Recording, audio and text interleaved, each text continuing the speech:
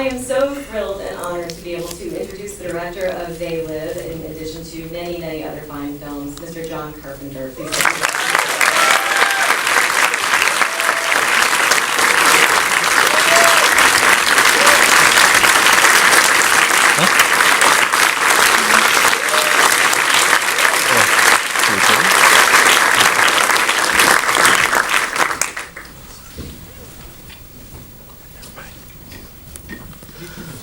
I think he just walked into it. Is that right? Yes. All right.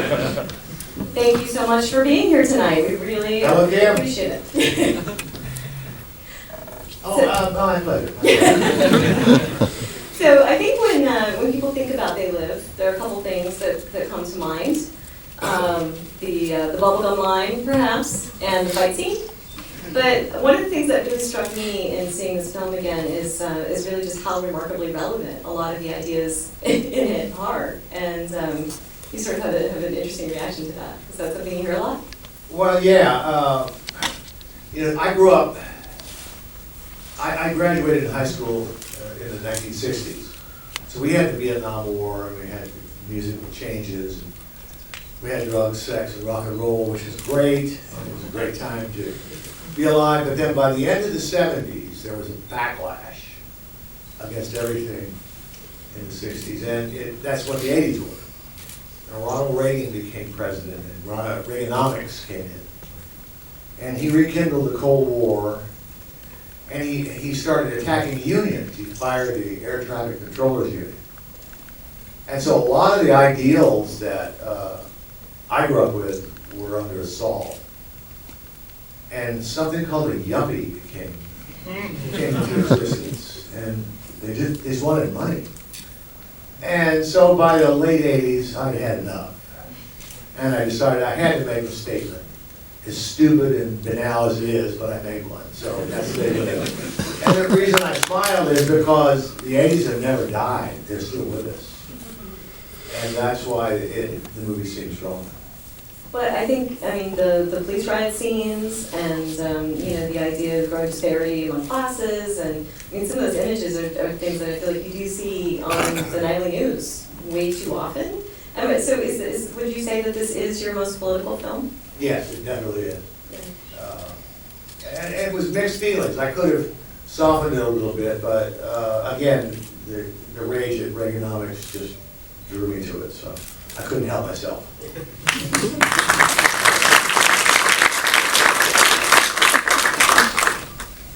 Now, could you talk a little bit about when you discovered the Ray Nelson short story that this is adapted from, and what really struck you about that short story?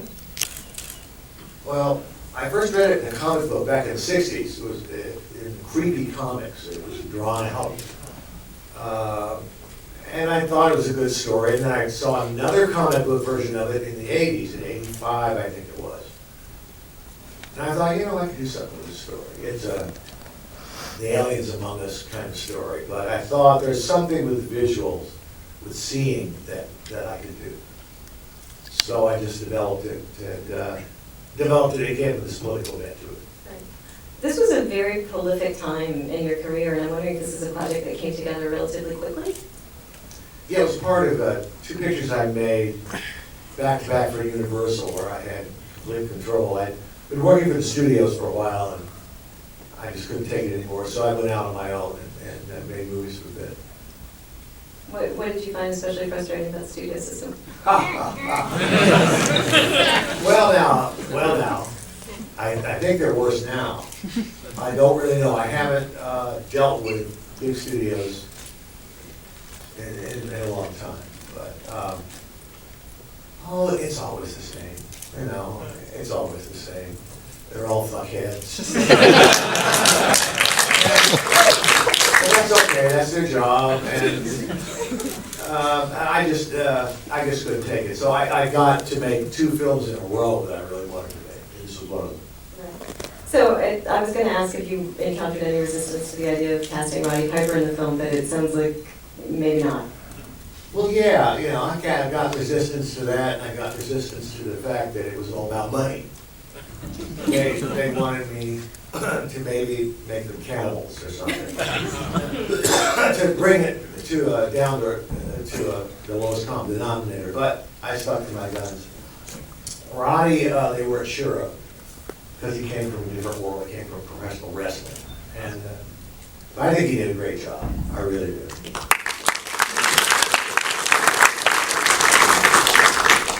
What was it about him that made him the right guy for John Otta?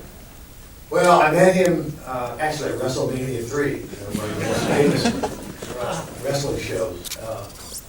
And his face, he has a real scarred, hard-living face. And I thought, well, this is a working poor guy. I mean, you could cast a Hollywood actor, and it would look handsome, but I don't know if I believe it, but I believed him. I believed he'd come from hard times. And so that's why I cast him. What was his reaction when you approached him about starring the film? He wanted to do it. Yeah. It was great. We had a great time together. And that fight, he and Keith David, Roddy Piper told me that to do a great fight, you have to rehearse a month and a half to do a great one. So that's what we did. We rehearsed a month and a half. Got pads in the backyard of my office, and they worked it. So by the time we were shooting, they were making contact, meaning they were hitting each other. It was great. And it took 3 days to film that fight scene? 3 days. Yeah. Okay. Was there ever any conversations along the same lines of, maybe you don't need the fight scene to go on that long? No.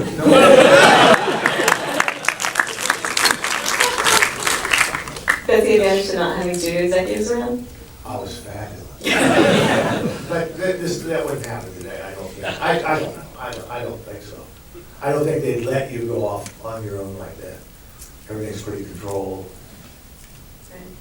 So going back a bit, conceiving the look of the movie and it was all shot around LA, is that true? Yes. And because I know there's some recognizable sites from downtown. We were just mentioning the Los Angeles Times building actually makes a cameo in the movie. When you were talking about the notion of what John sees when he does put on the glasses, what were some of the thoughts that went into the fact that those images would be in black and white, and you were going to use the font and those particular slogans? Oh boy. Well, a lot of all this was done on instinct, so there's not a whole lot of thought to it. It just seemed like the right thing to do. Most of the time, the movie be in black and white, and you'd look at it be in color, but this was such a dark world, I decided to invert that, and most of what he saw through the glasses were matte paintings done by Jim Danforth, and just incredible work. Excuse me. You really can't tell, and that's my favorite sequence in the movie. I love it when he finally gets to see. Right. Well, I think that it's really startling the first time that you see that, and he's kind of taken aback. But some of the audience members who went to see this movie back when it was released were expecting an 80s action movie. And I think they're a little puzzled by what it was all about. It wasn't quite what they had in mind. So we opened number one, and then we fell a little from there. But we did open number one, which is good.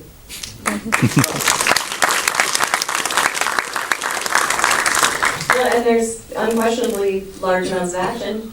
There's gunplay and there's guns, there's fights, there's everything you want. There's aliens from outer space, spaceships, whatever you want. We got it. And how about the design for the aliens as well? Well, it was really low budget, so we did a drawing and duplicated it. Actually, the aliens are played by one person. The legendary stuntman Jeff Amata was each alien, including all the girls. He did a great job. But you originally had actors cast to play the aliens, right? Is that I didn't right? have any money. This was low budget. This was a $3 million movie. So we didn't have any money for that. So we got Jeff to do it. Why Jeff? Because he can do all sorts of things. And he was the right size to play men and women. He had the gestures down, and he took direction really well, didn't give me any shit. And Is that how you cast many of the roles in your films? Was that one of the That's what I criteria? would prefer, but a lot of talented, very talented actors that you get, that you want for your movie, often bring a little bit of baggage along with them, but that's okay. You're there to get their best and put it up on the screen. You don't really seem like a guy that would do all that well with diva behavior. Well, what are you gonna do? I've had diva behavior all around me before.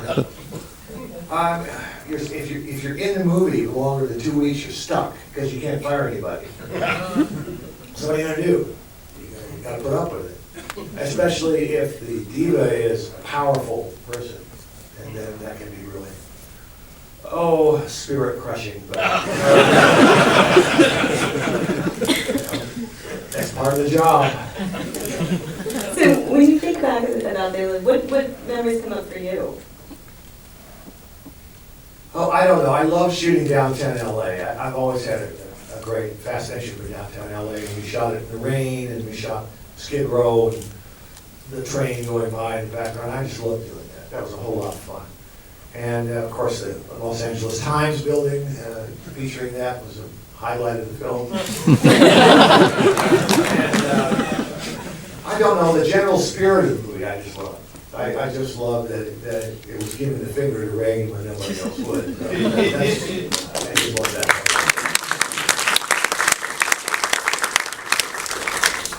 Did a lot of people pick up on that when the movie was released? Yeah, they got it. And did you get some feedback about that particular point? No one said anything. No one objected. And, there's a lot about Reagan. Early on, he had ignited the Cold War, and there was a book published called With Enough Shovels. And this book said that if a nuclear bomb goes off or Russia bombs us, all we need is a shovel. Dig a hole, jump in it, and I pull a door over you, and you'd be fine. And this is such bullshit. It's propaganda for him building up the weapons. And Helen Caldicott was this filmmaker who did this movie called Nuclear Winter. And Reagan, under this World War II law, denied her distribution. So I wrote him a letter. I said, how dare you? You know how hard it is for independent filmmakers to raise money to make movies. How dare you do this? And that was really steaming. And I got back some bullshit from it. I don't know. But, no, I never heard anything. Yeah, was that before or after you made They Live? That was before. So perhaps just a little bit more inspiration? Well, I didn't need too much more. God, just what happened to us? And it's still with us. It's still here. Enough of that now. So Keith, David, and Roddy together. What was the chemistry like between those two on set? Well, they came from different worlds. You see, Keith was a Juilliard trained actor, and Roddy Piper was a pro wrestler. So we spent some time rehearsing, and what I had him do is go out and have lunch together in character. Just, I don't want to be around. I just want you to go out and have lunch at some diner in character and come back. And they did great together. And then I think the two actors just received an award, the Fight of the Century or something. It's great. A well-deserved award, I might add. One of the things that I think is remarkable is, my understanding was that Keith David wasn't in a film between The Thing and They Live. Is that right? It was apparently Oh, I on didn't know that. the interview that I saw with him. It seemed remarkable to me. That's unbelievable. He was a brilliant actor. And he has the best voice. Well, you hear him in commercials all the time. You probably don't know it, but in trailers and commercials, his voice is often there. It's Navy strong, that kind of crap.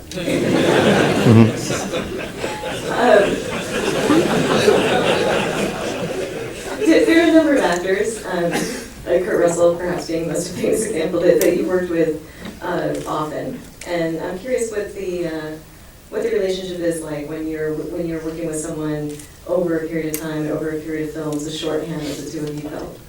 Well, we were friends, and he didn't give me any shit. He was Disney trained, so there was no shit about it. He showed up, he knew his lines, he knew how to get his marks. There was no ego involved. He had a part down cold, and he was really an actor. What more do you want? We don't have to talk to each other. We don't have to speak. I say, action. He does it. I say, cut. It's it. That's what directing's supposed to be about. And he just is great. I mean, I met him on Elvis, and here's a guy, ears sticking out, didn't look anything like Elvis. But when he started to act, he was Elvis. He was brilliant. So, there you go. What's your favorite memory with him? Do you have one? Yeah. The part I can tell is British Columbia shooting the thing, and the actors are out on a Saturday night. Oh, they all got drunk.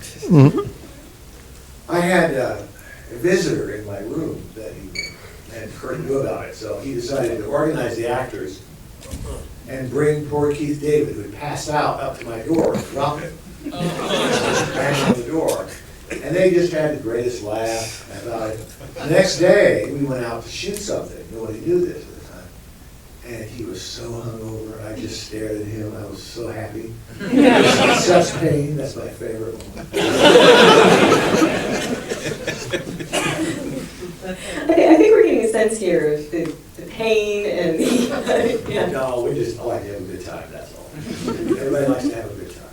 You mentioned the thing, and one of the things I wanted to ask you about was, I had read something with you saying that aliens should be evil, and movies should have dark endings when possible. And I'm curious if those two statements are actually things that you believe to be true. Sort of, yeah. Aliens definitely should be evil. They shouldn't be good. That just pisses you off. Because then it's just a religious allegory, and that's no fun. You want them to come and kick our asses, come and attack us so we can attack back. And dark endings, I've done a bunch. I have mixed feelings about it. I think a good dark ending is fun, but audiences hate them. Hate them. They hate ambiguous endings, and they hate dark endings. So after a while, one adapts and does happy, conclusive endings. Is that really true, though? I think some people appreciate some ambiguity, right? Not too many. Not too many. No, most audiences that go to the movies don't appreciate. They want a happy, conclusive ending. Really, they really do. So this is a terrible segue. We're talking about happy endings or non-happy endings, and then a little later we're going to show Halloween. And we also have some amazing behind-the-scenes photography from the film that's courtesy of Kim Gottlieb-Walker, who's here with us tonight. Yes, she's right down here. Give her a hand, guys.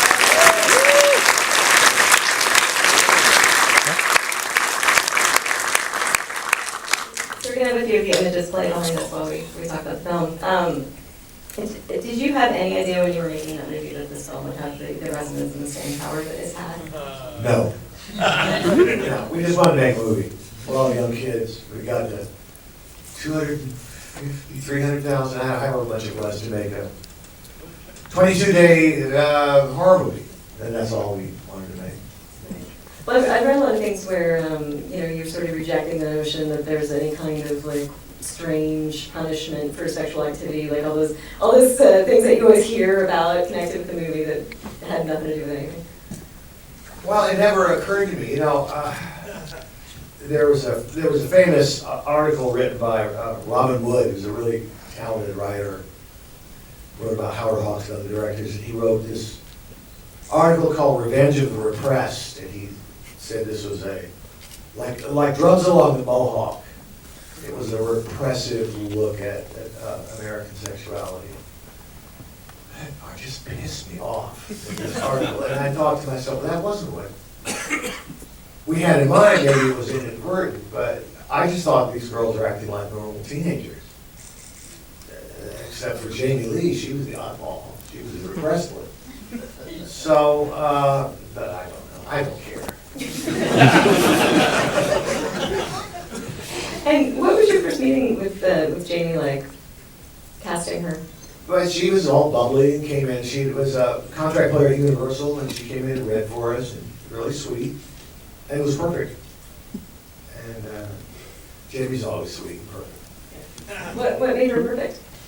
Just her innocence and her ability to give her lines and her, I don't know, she had an effervescence to her that was really attractive. And how did that sort of translate when you guys were on set? She just brought it. Is it hard to be bubbly in that environment when you're shooting a No, movie like that? she's a good actress. She just brings it. Just ready to go and bang, off we go. Right. And obviously the movie features Donald Pleasance, and the two of you had a special bond, I think. Yeah, we became real close friends. Donald wasn't sure he told me he didn't know why he was making Halloween. I had lunch with him before we started shooting. He said, I don't know why I'm here and I don't understand this movie. He said, my daughter is in a rock and roll band and she saw your last film and said the music was good, so that's why I'm doing it. What Donald was doing was testing me. He loved to know he was wanted and how important he was. He tested me on Escape from New York. He made me write an essay about why he should play the president of the United States. So I wrote an essay, and I said, Donald, you know I think you're a brilliant actor, and your work in this Polanski movie, Cul-de-sac, is exactly what I want from your character. This guy is humiliated through the entire film, and only you can play that. But he just wants to feel special, that's all. Once I understood that, I wasn't frightened anymore. How long was that essay? Sorry? How long was that essay? Like Couple pages and pages, pages? couple Yeah. Have you ever done anything similar for another actor? No. Would you? No. And what was it like with him, having him on set in Halloween and playing that character? Was it exactly what you were expecting? Well, Donald became a friend, and therefore his sense of humor started coming through. But on Halloween, we were a little director-actor relationship, and he did something that was really incredible. He said to me in that last sequence when the Shake is shot and falls over, and Donald goes to the railing to look down, and he sees that the Shake's gone one more time, and he says, I can play this two ways. I can play it, oh my God, or I can play it, I knew this would happen. And I was a young director and terrified of actors. I didn't know what to say. I said, well, let's do it both ways. So I shot it both ways. And which way do you think what do you think I used? Which way do you think worked? I knew it would happen. That's it. I knew it would happen. So you were terrified of actors starting out? Oh, God, yes. Oh, yes. Yeah, but then I didn't know, I didn't understand their process. I didn't understand what they needed. And, but I finally caught on after a while. At what point did you feel like you got a real handle on that? Oh, last couple of years. I don't know, but really, I don't remember when that was, but all of a sudden I was more comfortable talking with actors, and I understood what their task was. I just never understood it before. Now, I also heard that you find writing actually very difficult for instance. Yes. It's awful. And you're a writer. Yeah, it's not always easy. No. Yeah. No. Now, probably this stems from the fact that, stupidly, I decided to produce Halloween 2, which is a sequel to Halloween, stupidly because I really didn't think there was any more story to that movie, the first one. When are you going to see? I thought that should be it. But no. So they turned to me and say, well, we need a script. And it was such pain writing that thing. It was 6-pack of beer a night, at the typewriter trying to turn this shit out, and it was awful. I didn't ever want to do that again. So that's probably why. I just wasn't, my heart wasn't in it. I think if you get inspired though and you care, then writing's great. What about music? Does that come easier? No, it's all hard. It's all hard. Any basketball fans, any basketball fans in the audience, can anybody check and see on your phone who won the Golden State San Antonio game? You can't let me know, thank you.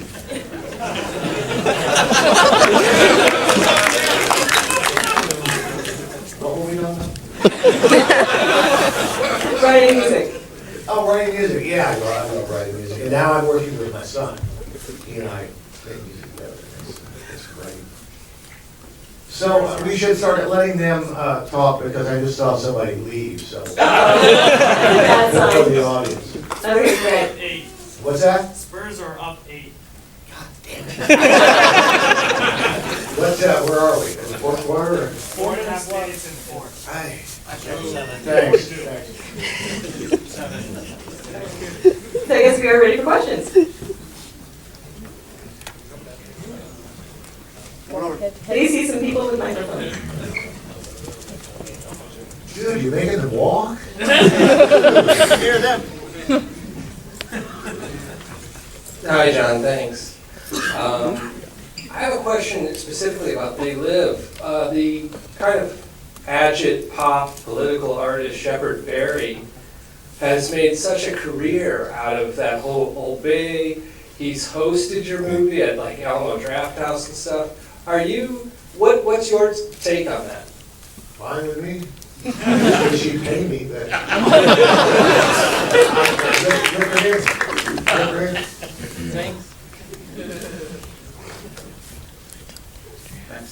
Thanks for being here. I know that when you were at USC, you got to, a lot of your lecturers were heroes of yours, right? Like Hitchcock and John Ford, etc. Howard Hawks, Alfred Hitchcock, John Ford, and we had a few good guys.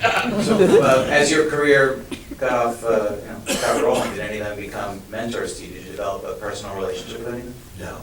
No. Did any of them ever see any of your films and No. say good job, kid?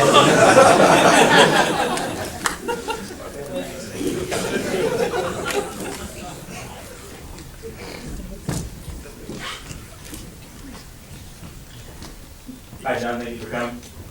I had a question for you about where Michael and the Boogeyman stemmed from. I read an article about a year ago that you did a short film at USC about an office worker who followed a girl home, and he wore this mask with glasses, I believe. Is that where you sort of got the idea of Michael from when you were writing? No, it has nothing to do with it, and don't ever watch that. I wanted to do a movie that wasn't a human being as a antagonist. It wanted him to be a force of evil, so I took away personality. I took away anything that had to do with characteristics. He was a cipher, he was blank. He was a force. And I just made it up. Just made it up. Thank you very much.